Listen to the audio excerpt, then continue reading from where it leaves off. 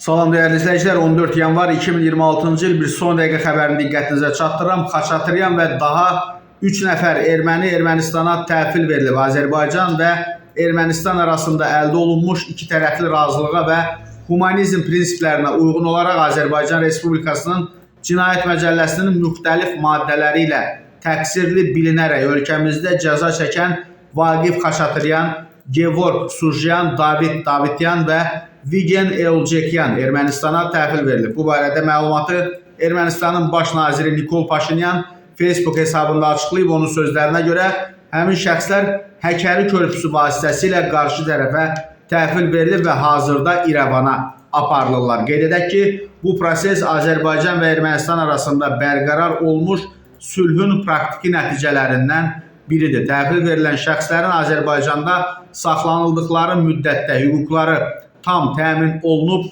səhhətləri və saxlanma şəraitləri beynəlxalq standartlara cavab verib. Məhkumlar həmçinin Ermənistana göndərilməzdən əvvəl tibbi müayinədən keçirilib və səhhətlərinin normal olması müəyyən edilib. Onların sırasında səhhəti qənaətbəxş olmayan Vaqif Xaçatryana bütün zəruri tibbi yardım göstərilib və daim həkim müayinəsi altında olub.